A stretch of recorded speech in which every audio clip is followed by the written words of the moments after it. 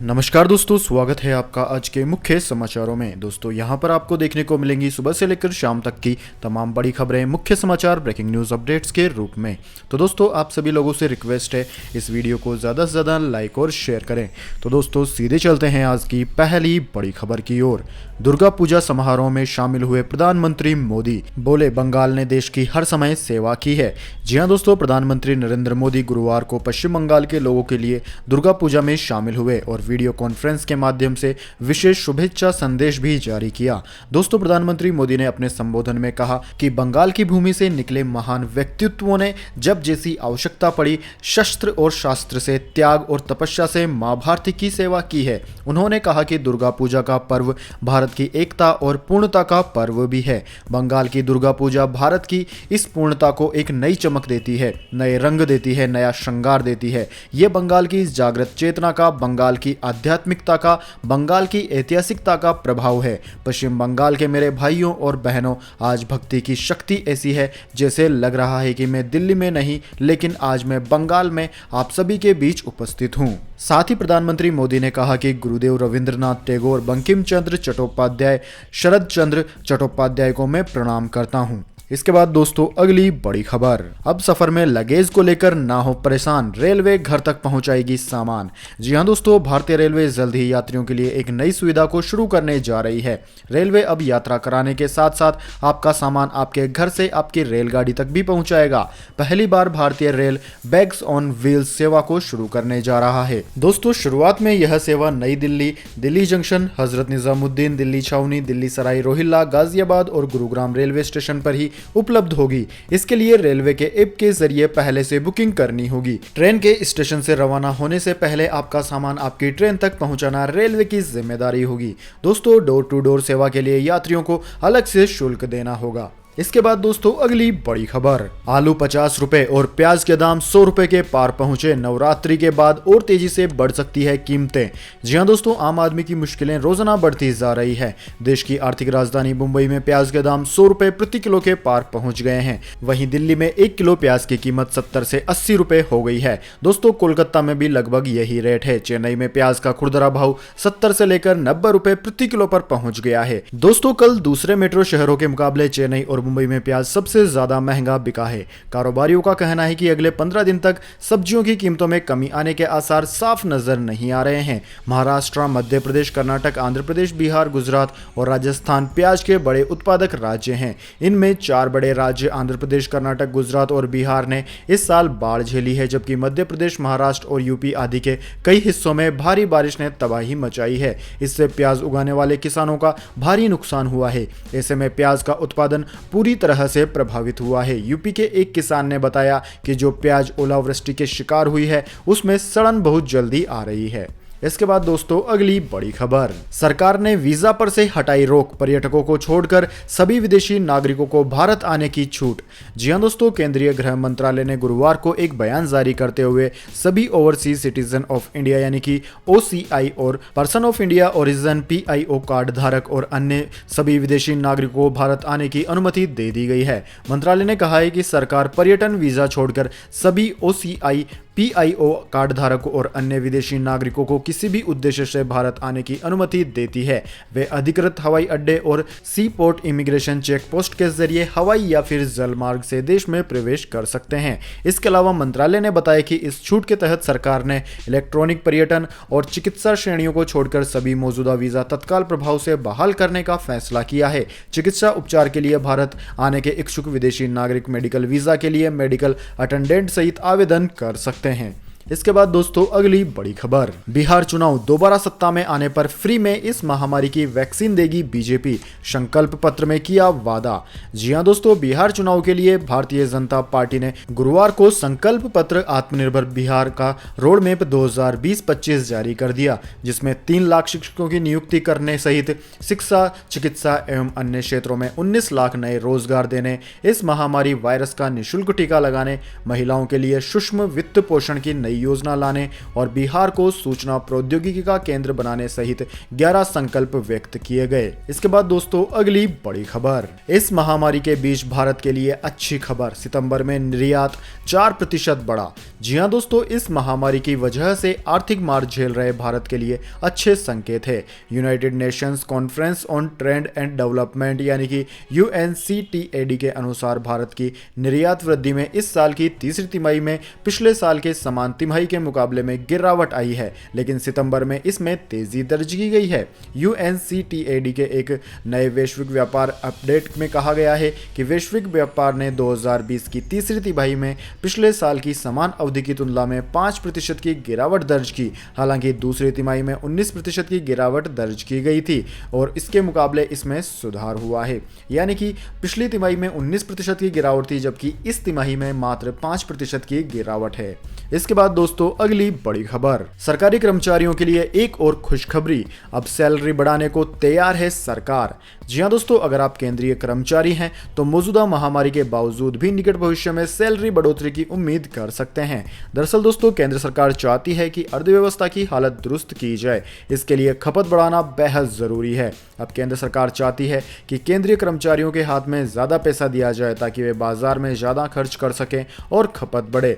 श्रम मंत्रालय ने महंगाई भत्ते के लिए कंज्यूमर प्राइस इंडेक्स को साल 2001 से बदलकर साल 2016 कर दिया है। श्रम मंत्रालय द्वारा इस बदलाव का मतलब है कि कर्मचारियों के लिए महंगाई भत्ता कैलकुलेट करने के लिए मौजूदा खपत पैटर्न और महंगाई दर को ध्यान में रखा जाएगा। पहले चिंता जताई जा रही थी कि पहले के इंडेक्स में समय के साथ बदलाव करने की जरूरत है।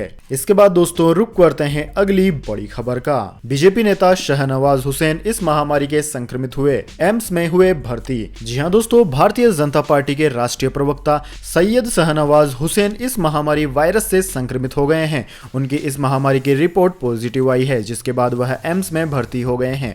बीजेपी लीडर ने इस बात की जानकारी खुद ही अपने सोशल मीडिया अकाउंट पर दी है। दोस्तों शाहनवाज हुसैन ने ट्वीट कर लिखा कि मैं कुछ ऐसे लोगों के संपर्क में आया था जो इस महामारी के संक्रमित पाए गए हैं। आज मैंने अपना टेस्ट करवाया जो पॉजिटिव आया। पिछले कुछ दिनों में मेरे संपर्क में आए लोगों से मैं निवेदन करता हूं कि वो भी अपना इस महामारी का टेस्ट जरूर करवा लें। दोस्तों शाहनवाज हुसैन ने एक अन्य ट्वीट में अपनी सेहत को लेकर जानकारी दी। उन्होंने पोस्ट में लिखा कि मैं अच्छा महसूस कर रहा हूं और घबराने की कोई जरूरत नहीं है। हाल ही में शाहनवाज का नाम बिहार विधानसभा चुनाव के लिए बीजेपी के स्टार प्रचारकों की सूची में भी शामिल किया गया था। इसके बाद दोस्तों अगली बड़ी खबर, ब्राजील में इस महामारी वैक्सीन के परीक्षण के दौरान वॉलेंटियर की मौत, लेकिन फिर भी जारी रहेगा ट्रायल। जी हां दोस्तों, एस्ट्रोजेनेका और ऑक्सफोर्ड यूनिवर्सिटी द्वारा विकसित की जा रही इस महामारी वैक्सीन के क्लिनिकल परीक्षण के दौरान एक वॉलेंटियर की मौत हो गई। ब्राजील की स्वास्थ्य एजेंसी एनविसा ने परीक्षण जारी रखने की घोषणा फिर भी की है। हालांकि यह स्पष्ट नहीं किया गया है कि परीक्षण के दौरान वॉलेंटियर को वैक्सीन दी गई थी या नहीं। स्वास्थ्य एजेंसी एनविसा ने चिकित्सा गोपनीयता के कारणों का हवाला देते हुए कुछ भी बताने से इनकार कर दिया है। दोस्तों कहा जा रहा है कि इस महामारी वैक्सीन समूह की स्वतंत्र रूप से समीक्षा की गई थी, कोई चूक नहीं हुई है। ब्राजील ने वैक्सीन परीक्षण के दौरान बरती जाने वाली सुरक्षा या चूक के बारे में कोई चिंता जाहिर नहीं की है। ब्राजील के नियामक ने सिफारिश की है कि परीक्षण जारी रहना चाहिए।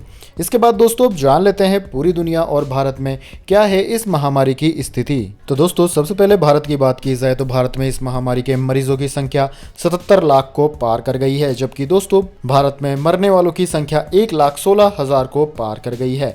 दोस्तों भारत में सबसे ज्यादा प्रभावित राज्य महाराष्ट्र है, जहां पर 16 लाख से कहीं ज्यादा संक्रमित मरीज अब तक सामने आ चुके हैं। इसके बाद में दोस्तों आंध्र प्रदेश, कर्नाटक, तमिलनाडु, उत्तर प्रदेश, केरला, दिल्ली, वेस्ट बंगाल, ओडिशा, तेलंगाना, बिहार, असम, राजस्थान, छत्तीसगढ़, मध्य प्रदेश, गुजरात आदि राज्यों का नाम आता है। दोस्तों भारत पूरी दुनिया में दूसरे नंबर पर है कुल संक्रमित मरीजों के मामले में। अब दोस्तों बात कर लेते हैं क्या है पूरी दुनिया की स्थिति, लेकिन उससे पहले दोस्तों मेरी आपसे एक छोटी सी रिक्वेस्ट है, अगर दोस्तों आपको अभी तक हमारी न्यूज़ पसंद आई है तो इसे एक छोटा सा लाइक जरूर दे दें और अगर आपको पसंद नहीं आई है तो बेशक आप डिसलाइक भी कर सकते हैं, लेकिन दोस्तों लाइक और डिसलाइक ज़रूर कीजिए, क्योंकि दोस्तों यही हमारी मेहनत का फल होता है और इसी से हमें पता चलता है कि आपको हमारी वीडियो पसंद आई है या नहीं। तो दोस्तों जल्दी से जान लेते हैं क्या है पूरी दुनिया की स्थिति। तो दोस्तों पूरी दुनिया की बात की जाए तो पूरी दुनिया में इस वक्त तक इस महामारी के संक्रमितों का आंकड़ा 4 करोड़ 12 लाख को पार कर गया है, जबकि मौतों का आंकड़ा 11 लाख 32 हजार को पार कर गया है। दोस्तों पूरी दुनिया में सबसे ज़्यादा प्रभावित देश अमेरिका है। अमेरिका में 83 लाख से ज़्यादा संक्रमित है, जबकि मौतों का आंकड़ा भी वहीं पर सबसे ज़्यादा है। अमेरिका में 2,22,000 से ज़्यादा लोगों की जान इस महामारी की वजह से जा चुकी है। दोस्तों दूसरा नंबर भारत का है, जबकि तीसरा नंबर ब्राज़ील का है। ब्राज़ील में लगभग 53 लाख संक्रमित मरीज अब तक सामने आ चुके हैं। इन दोनों देशों के बाद में Russia, Argentina, Spain, Colombia, France, Peru, Mexico, United Kingdom, South Africa, Iran, Chile, Italy आदि देशों का नाम आता है। इसके बाद दोस्तों अगली बड़ी खबर आ गई, फ्लिपकार्ट की बिग दिवाली सेल, मिलेगा खूब सारा कैशबैक और डिस्काउंट। जी हां दोस्तों, वॉलमार्ट के स्वामित्व वाली e commerce company Flipkart Diwali से पहले भी अपनी नई सेल ला सकती है। इसके लिए कंपनी ने अपनी तरफ से तैयारियां शुरू कर दी है। दोस्तों फेस्टिवल सीजन की शुरुआत में बिग मिलियन डेज सेल से उत्साहित कंपनी ने दिवाली पर भी सेल लाने का फैसला किया है। मीडिया रिपोर्ट्स के मुताबिक कंपनी अपनी बिग दिवाली सेल शुरू करने की तारीख का ऐलान कर सकती है। हालांकि माना जा रहा है कि कंपनी नवंबर के पहले सप्ताह में 3 तारीख से इस सेल की शुरुआत कर सकती है। फिलहाल अमेजन की सेल लगातार 1 महीने तक चलती रहेगी। दोस्तों कंपनी की बिग मिलियन डेज सेल खत्म हो गई है। इस दौरान कंपनी ने कई सारे नए रिकॉर्ड बनाए हैं। इस दौरान कंपनी ने केवल 20 मिनट में स्मार्टफोन की डिलीवरी करने का रिकॉर्ड भी बनाया है। वहीं लद्दाख के दूरस्थ इलाकों में भी कंपनी ने सामान को डिलीवर किया था। इसके बाद दोस्तों अगली बड़ी खबर, पाकिस्तान में दोबारा लॉकडाउन की है तैयारी। स्वास्थ्य विभाग ने कहा अब तो रोजी रोटी का भी है संकट। जी हां दोस्तों, पाकिस्तान में इस महामारी का कहर पूरी तरह से बरप रहा है। इस महामारी के चलते पड़ोसी मुल्क में हर रोज अनगिनत लोग जान गंवा रहे हैं। हालात इतने बेकाबू हो गए हैं कि पाकिस्तान में इस महामारी से निपटने के लिए बनाए गए national command and operation centre ने दोबारा से लॉकडाउन लगाने की चेतावनी दे दी है। दोस्तों पाकिस्तान में मृत्यु दर पिछले कुछ हफ्तों में तेजी से बढ़ी है। मृत्यु दर 140% तक बढ़ गया है। इसके बाद national command and operation centre ने कहा है कि बचाव के उपायों के अनुपालन में कोई सुधार नहीं हुआ तो सख्त कदम उठाए जाएंगे। लॉकडाउन लगाने के अलावा कोई चारा नहीं है। एनसीओसी ने इस बाबत पाकिस्तान के नियोजन मंत्री असद उमर को भी आगाह कर दिया है कि अब वायरस बेकाबू हो रहा है। इसके बाद दोस्तों अगली बड़ी खबर, मौसम समाचार, वेदर अपडेट। बंगाल के कई इलाकों में इंडियन मेट्रोलॉजी डिपार्टमेंट का हाई अलर्ट। तमिलनाडु, कर्नाटक में तेज बारिश हो गई है शुरू। जी हां दोस्तों, भारतीय मौसम विज्ञान विभाग ने 22 से 24 अक्टूबर के दौरान बंगाल के उत्तरी पश्चिमी खाड़ी पर बन रहे अवसाद के चलते गंगा के तट वाले पश्चिमी बंगाल के इलाकों के लिए गंभीर मौसम गतिविधियों के बारे में चेतावनी जारी की है। विभाग के मुताबिक 22-23 अक्टूबर के दौरान पश्चिमी बंगाल के तटीय जिलों में भारी से बहुत भारी बारिश होने की संभावना है। पश्चिम बंगाल सरकार ने गुरुवार को इसकी जानकारी दे दी थी। पश्चिम बंगाल सरकार ने कहा कि 22 से लेकर 24 अक्टूबर के बीच मछली पकड़ने वाली नौकाओं को समुद्र में नहीं जाना चाहिए और समुद्र में रह रहे हैं उन्हें 22 अक्टूबर की सुबह से पहले तट पर लौट जाना चाहिए। दीघा, मंदारमणि, शंकरपुर सागर द्वीप में 22 से 24 अक्टूबर की दोपहर तक पानी से चलने वाली गतिविधियों को पूरी तरह से बंद कर दिया गया है। दोस्तों पश्चिम बंगाल सरकार ने कहा है कि अगले 48 घंटों को सुंदरबन क्षेत्र में नौका सेवाएं पूरी तरह से बंद रहेंगी। पूजा पंडालों को नुकसान से बचाने के लिए जिला अधिकारियों को निर्देश दिए गए हैं कि वह पूजा आयोजकों को इस चेतावनी के बारे में सूचित कर दे। एनडीआरएफ की टीमें काकद्वीप, दीघा और हसनाबाद में तैनात कर दी गई हैं। इसके बाद दोस्तों अगली बड़ी खबर, आज सस्ता हो गया सोना, चांदी के दाम में भी आई 500 रुपए से ज्यादा की कमी। जानिए गोल्ड सिल्वर प्राइस टुडे। जी हां दोस्तों, डॉलर के मुकाबले रुपए में तेजी और वैश्विक बाजार में कमजोर रुख के बीच आज घरेलू बाजार में भी सोना सस्ता हुआ है। दोस्तों गुरुवार को दिल्ली सराफा बाजार में सोने के अलावा चांदी की कीमतों में भी गिरावट देखने को मिली है। आज डॉलर के मुकाबले रुपए में 4 पैसे की तेजी रही है। वहीं अंतर्राष्ट्रीय बाजार में दोनों कीमती धातुओं के भाव में गिरावट दर्ज की गई है। है। हालांकि इसके पहले सोने के दाम में मामूली तेजी रही थी। दोस्तों बात की जाए दिल्ली सराफा बाजार की, तो दिल्ली सराफा बाजार में आज सोने का भाव 95 रुपए प्रति 10 ग्राम सस्ता हो गया। इसके बाद सोना यहां 51,405 रुपए प्रति 10 ग्राम पर आ गया है। वहीं दोस्तों दूसरी ओर चांदी की बात की जाए तो चांदी पूरे 504 रुपए सस्ती हो गई है और अब चांदी 63,425 रुपए प्रति किलोग्राम पर आ गई है। वहीं दोस्तों अंतर्राष्ट्रीय स्तर की बात की जाए तो अंतर्राष्ट्रीय स्तर पर सोना $1918 प्रति औंस, जबकि चांदी $24.89 प्रति औंस पर ट्रेंड कर रही है। इसके बाद दोस्तों अगली बड़ी खबर, बिजली का बिल जमा कराने के लिए नहीं खाने होंगे धक्के, मिल गई है बड़ी राहत। जी हां दोस्तों, बिजली का बिल जमा कराने में कई बार लोग बिजली ऑफिस के बाहर लगी भीड़ की वजह से तय समय पर बिल जमा नहीं करा पाते हैं। इससे लोगों को कई तरह की दिक्कतों का सामना भी करना पड़ता है। ऐसे में लोगों को बिना मतलब के जुर्माना भी अदा करना पड़ जाता है। वक्त के साथ ही अब बिजली के बिल को ऑनलाइन भी जमा किया जा सकता है, लेकिन अब अगले महीने से यूपी में बिजली के बिल का भुगतान अपने नजदीक में स्थित राशन की दुकान पर भी किया जा सकेगा। जी हां दोस्तों, फिलहाल यह शुरुआत प्रयोग के तौर पर होगी और सफल होने पर इसे पूरे प्रदेश में लागू कर दिया जाएगा। इस योजना का प्रयोग सबसे पहले मेरठ से शुरू होने जा रहा है। दोस्तों मेरठ के जिला आपूर्ति अधिकारी नीरज सिंह ने बताया कि राशन की दुकानों पर बिजली का बिल जमा कराने की सुविधा शुरू की जा रही है। यह सुविधा अगले महीने नवंबर से शुरू होगी। इसके लिए आपूर्ति विभाग ने एक प्लान तैयार किया है। लोगों का बिजली बिल जमा कराने के लिए आपूर्ति विभाग राशन दुकानदारों को पीओएस मशीन मुहैया करवाएगा। इसके बाद दोस्तों अगली बड़ी खबर, भारत ताइवान के व्यापारिक समझौते से भड़का चीनी अखबार, कहा हिंदुस्तान उठाने जा रहा है बड़ा खतरा।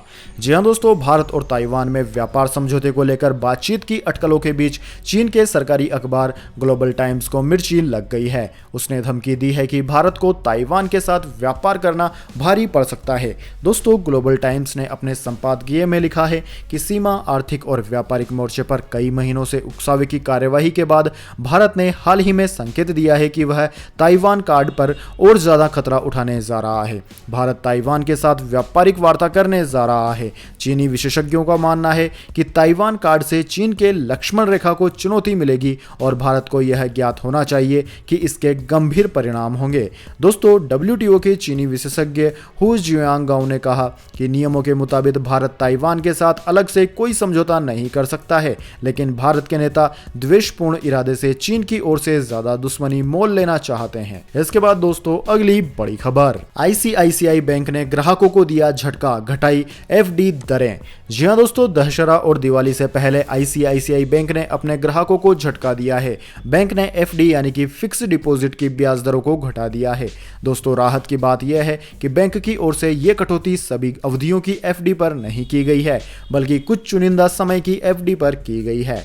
दोस्तों आपकी जानकारी के लिए बता दें, आईसीआईसीआई बैंक में 7 दिन से लेकर 10 साल तक की एफडी बनवाई जाती है। अब 7 दिन से 29 दिनों में मैच्योर होने वाली एफडी पर 2.5% और 30 दिन से 90 दिन में मैच्योर होने वाली एफडी पर 3% और 91 दिन से 184 दिनों में मैच्योर होने वाली एफडी पर 3.5% का ब्याज मिलेगा। इसके अलावा दोस्तों 185 दिनों से 1 वर्ष से कम की अवधि पर आपको आईसीआईसीआई बैंक ने 4.40% ब्याज देने की घोषणा की है। दोस्तों आईसीआईसीआई बैंक की ओर से 1 से 2 साल तक की अवधि में मैच्योर होने वाली एफडी पर ब्याज दर घटा दी गई है। इस अवधि के लिए ब्याज दरों में 0.10% की कटौती कर दी गई है। इस अवधि के लिए पहले 5.10% ब्याज मिलता था, अब इसे घटाकर 5% कर दिया गया है। तो दोस्तों यह थी आज की तमाम बड़ी खबरें। इसके बाद दोस्तों अब बारी आती है आज के माइंड क्विज क्वेश्चन की। जी हाँ दोस्तों, एक आसान से सवाल का जवाब देकर आप जीत सकते हैं एक अमेजिंग सरप्राइज गिफ्ट हमारे यूट्यूब चैनल की ओर से। तो दोस्तों आज का सवाल आपकी स्क्रीन पर आ चुका है। जीरो का आविष्कार किस भारतीय विद्वान ने किया था?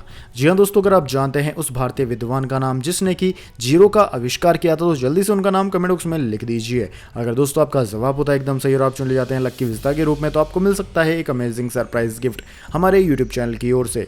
तो दोस्तों जल्दी से अपना उत्तर कमेंट बॉक्स में लिख दीजिए, वीडियो को लाइक कर लीजिए, चैनल को सब्सक्राइब करके बेल आइकन भी दबा लीजिए। धन्यवाद। वंदे मातरम। जय हिंद, जय भारत।